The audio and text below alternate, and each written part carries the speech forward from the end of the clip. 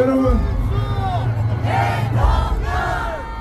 이재명 괴물 독재 국가를 막기 위해서 우리 새누리민주당 상임고문 전 국무총리 이낙연 총리께서 오셨습니다. 여러분, 다시 한번 큰 박수 부탁드립니다.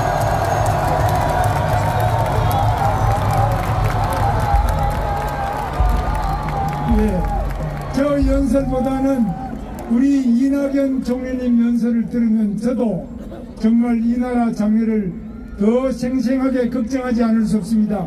이낙연 총리님의 말씀을 청해 듣겠습니다.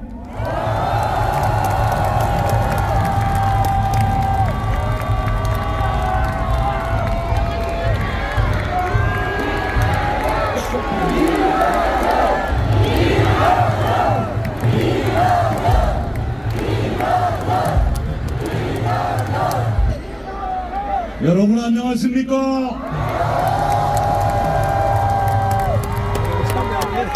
이 자리에서 처음 뵙습니다.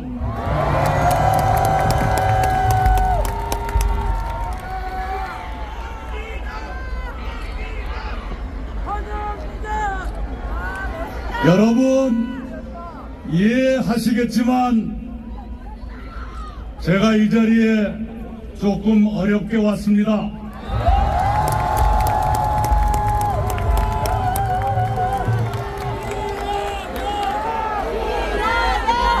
여기 있으니까 부르지 마세요.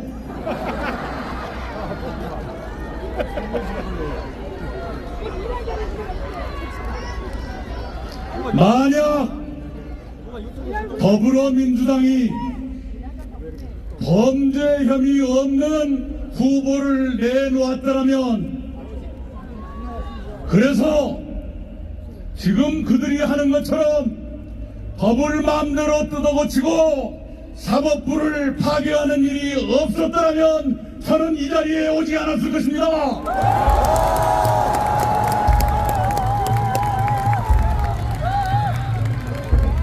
그러나 민주당은 12개 범죄 혐의를 하나도 해결하지 못한 후보를 내놓았고, 그 범죄 혐의를 모두 지우려고 법을 뜯어고치고 사법부를 무너뜨리기 때문에 제가 이 자리에 오지 않을 수 없었습니다.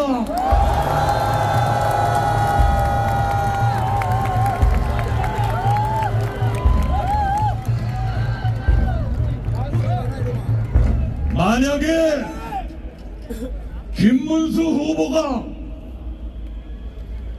위선과 사욕으로 인생을 살았더라면,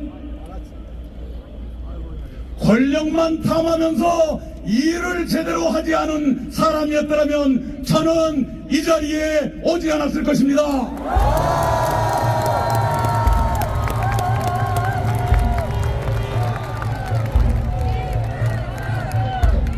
그러나 김문수 후보는 신념에 따라 가식 없이 살아왔고, 권력을 탐하지 아니하고 서민과 같은 눈높이에서 일을 제대로 해온 사람이기 때문에 제가 이 자리에 왔습니다.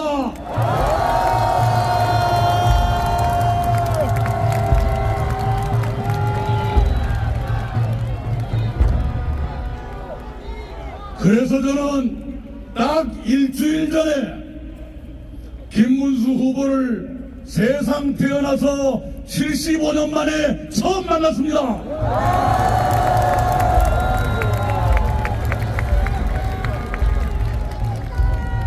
우리 두 사람은 대한민국의 운명에 대해서 많은 것을 공감했습니다.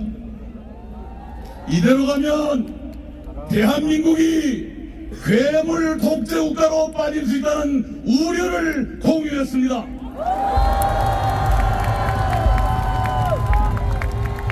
그래서 무엇보다도 먼저 대한민국이 괴물 독재 국가로 추락하지 않도록 힘을 모으기로 합의했습니다.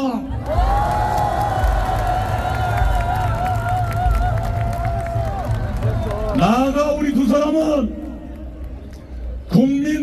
통합을 위해서 공동정부를 구성해 운영한다는 데 의견을 같이 했습니다.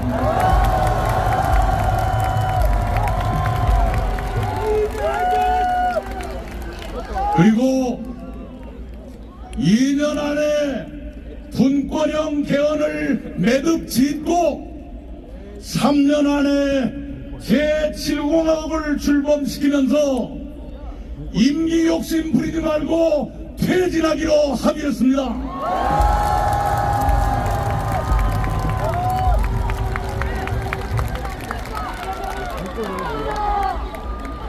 그러나 민주당은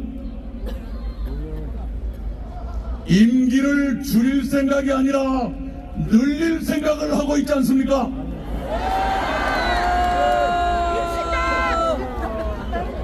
아마도 그 사람들은 임기 5년 마치고 또 출마해서 2번 더 하면 13년이 됩니다. 13년 동안 재임하겠다는 꿈이 없다고 누구도 말하지 못합니다. 그렇게 되면 7공화국 출범은 영영 미뤄지고 우리는 이 상태로 계속 암흑 같은 세상을 살게 되는 것 아니겠습니까?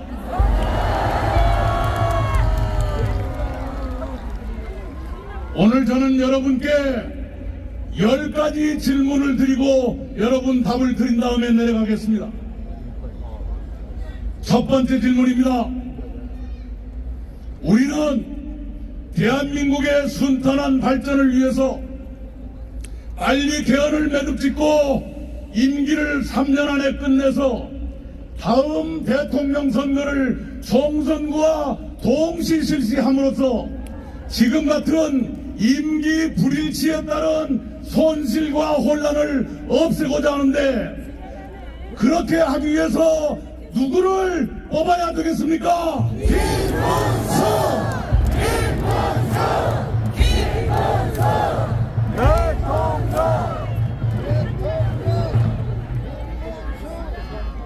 권력은 항상 견제받아야 합니다. 견제 없는 권력은 폭력입니다. 김문수가 대통령이 되면 그날부터 국회의 견제를 날마다 받게 될 것입니다. 그래서 김문수는 그럴 사람도 아니지만 나쁜 짓 하려고 해도 할 수 없게 될 거예요. 그런데 만약 반대로 된다면 국회 300석 중에서 우호 세력까지 합쳐서 193석이나 가진 정당이 대통령까지 갖게 된다면 그 누구도 견제하지 못합니다. 그래서 그 사람이 엄청난 잘못을 저질러도 국회가 탄핵하지 않을 것이고 국회가 나쁜 법을 통과시켜도 대통령은 거부권을 행사하지 않습니다.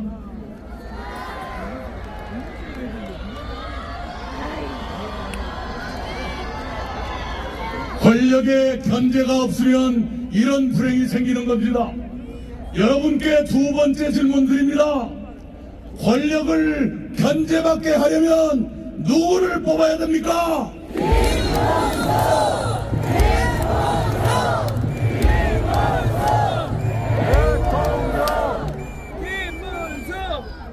법치주의는 민주주의의 최후의 보루입니다. 사법권 독립은 민주주의의 핵심입니다. 그러나 지금 저 사람들은 선거 끝나고 이틀 뒤에 국회 본회의를 열기로 잡아놨어요. 뭘 하느냐? 선거법에 자기가 유죄로 나온 그 조항을 바꿔버리려고 지금 하고 있습니다. 그렇게 되면 만약 그쪽이 이기면 그 이상한 법을 거부권도 행사하지 않고 실행할 것 아니겠어요? 그러면 대법원은 유죄 파기환송을 뒤집을 것 아니겠습니까? 그렇게 되면 법치주의는 누더기가 되고 사법부는 망가진 엉망진창 사법부가 될 것 아니겠습니까?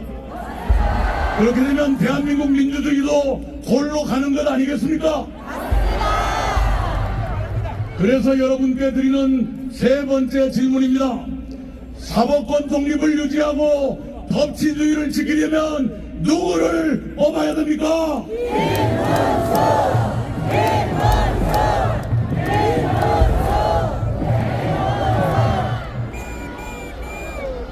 이렇게 한 사람이 입법권, 행정권의 사법권까지 장악하고 언론과 시민사회까지 위축하게 된다면 그것을 괴물 독재국가라고 저는 부릅니다.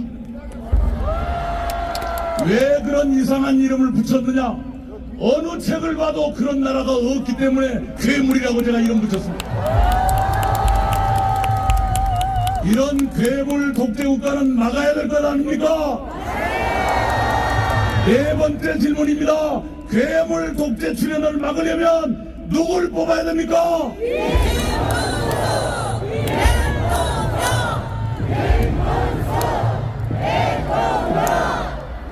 자, 지금 그 사람들은 자기한테 유죄를 선고한 대법관 10명을 내란 세력이라고 낙인 찍어놨습니다.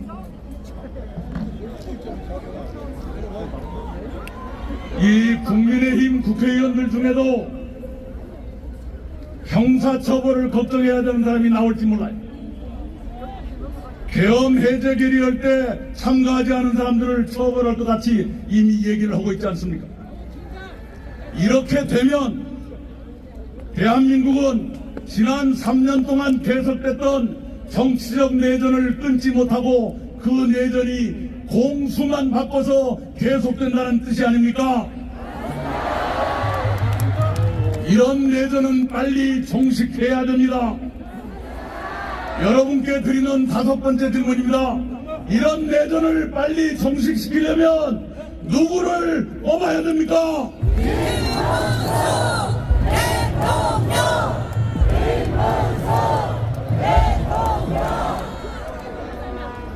제가 10가지 질문을 드리겠다고 약속했는데 맞고 제 쪽으로 옵니다.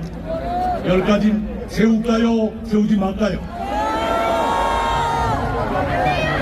압축하겠습니다. 지금은 세계 질서가 급변하는 시대입니다. 지난 80년 동안 우리가 익숙하게 살아왔던 그 질서가 뒤집어지고 있습니다.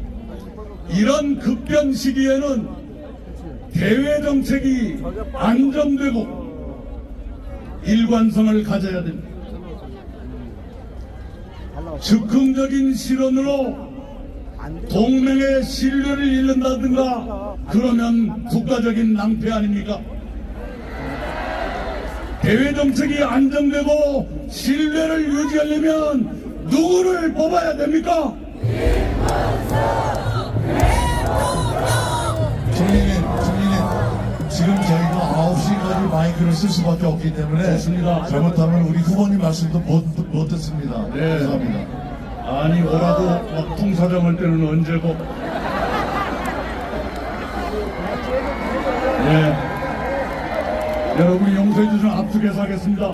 7번째 질문입니다. 경제가 어렵습니다. 일관되고 신뢰받는 경제정책이 필요합니다. 즉흥적인 돈풀기 정책으로는 경제를 망가뜨리기 십상입니다. 내실 있는 경제정책 일관되게 추진하려면 누구를 뽑아야 됩니까?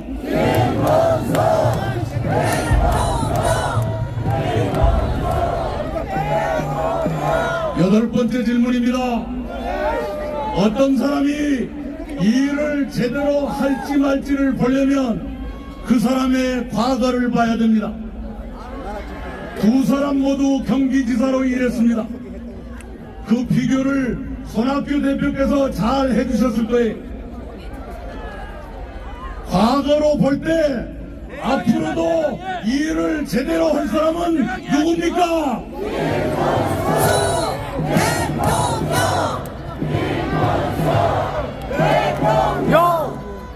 끝으로 아주 중요한 두 가지가 남았습니다. 우리는 인간 존중의 사회를 만들어야 합니다. 그러려면 여성과 장애인을 포함한 사회적 약자들을 존중하고 배려해야 됩니다. 정책으로 존중하고 배려하는 것뿐만 아니라 지도자의 의식에서부터 여성과 약자들을 존중하고 배려하는 그런 인식이 뿌리박혀 있어야 됩니다. 여성과 약자를 배려하는 인식이 아주 깊게 뿌리박힌 사람은 누굽니까?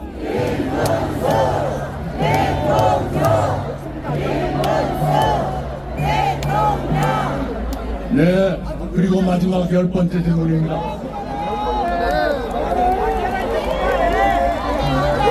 우리는 제도뿐만이 아니라 대통령과 그 가족의 덕성이 어떠냐에 따라서 국가적인 불행이 올 수 있다는 것을 체험하고 살았습니다. 대통령과 그 배우자 그리고 자식들의 덕성과 절제, 이것은 국가의 명운에도 영향을 줄 수 있는 매우 중요한 사항입니다. 여러분께 마지막 질문드립니다. 후보 본인과 그 배우자와 가족까지를 통틀어 볼 때 가장 안심되는 후보는 누굽니까?